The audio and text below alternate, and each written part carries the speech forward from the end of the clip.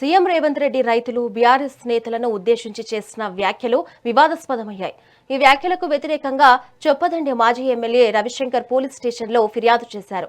CM వ్యాఖ్యలు ప్రజలను రెచ్చగొట్టేలా, ఆత్మహత్యలకు ప్రేరేపించేలా ఉన్నాయని ఆరోపించారు. కేసీఆర్ కుటుంబాన్ని ఉద్దేశించి మాట్లాడటం రాజకీయ మర్యాదలకు విరుద్ధమన్నారు.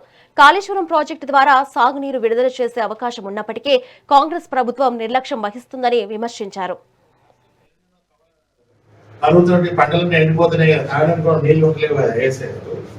అది ఇప్పుడు మరి రక్తాన్ని చిందించి మీ రక్తాన్ని చిందిస్తే రక్తాన్ని పంటలను తల్లితే పంటలు పండుతాయి అని అన్నాడు. కనుక పంట కట్టుకొని దాంట్లో పడి దాగురి ఏది కన్నపల్లి పంపల దగ్గర మేడిగడ్డ దగ్గర అలా పడి సాగులని రైతులనేమో ఆత్మహత్య పాల్పడడానికి అంటుండ్రు. మా బీఆర్ఎస్ వాళ్ళు అందరినీ కూడా రక్తాన్ని చిందించి పంటల మీద వెళ్ళాలంటారు. ఇది ఆయన యాక్షన్ తీసుకోవాలి. ముఖ్యమంత్రి రేవంత్ రెడ్డి గారి మీద తక్షణమే యాక్షన్.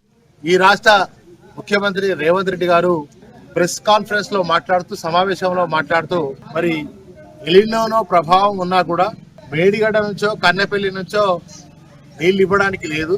మీరు బీఆర్ఎస్ నాయకులు కేసీఆర్ గారు, వారి కుటుంబ సభ్యులు, రైతులు వాళ్ళ రక్తాన్ని పంటల మీద చల్లితే పంటలు పండుతాయని అతి దుర్మార్గంగా మాట్లాడినటువంటి ఈ రాష్ట్ర ముఖ్యమంత్రి, మరి అదేవిధంగా ఆ నీళ్ల కోసం అడిగేవాళ్ళు ఆ నీళ్లలోనే ఆ కన్నెపల్లి దగ్గర బండగట్టుకొని దూకి చచ్చిపోయినరని అన్నటువంటి మరి ఒక దిక్కు ఆత్మహత్యకు పాల్పడే విధంగా, అదేవిధంగా రెచ్చగొట్టే వ్యాఖ్యలు చేసే విధంగా, మరి మనుషులను చనిపోవాలనేటువంటి ఆత్మహత్యకు ఉరికొల్పే విధంగా, అదేవిధంగా చనిపోయే విధంగా మరి నీచాతినీతంగా ఒక ముఖ్యమంత్రి స్థాయిలో ఉండి మరి నేర రూపమైనటువంటి బాధ్యత లేనటువంటి మాటలు మాట్లాడినటువంటి రేవంత్ రెడ్డి గారిని వెంటనే తక్షణమే శిక్షించాలని వారి మీద చొప్పదండి నియోజకవర్గం మరి గంగాధర పోలీస్ స్టేషన్ లో ఇప్పుడు ఫిర్యాదు ఇవ్వడం జరిగింది.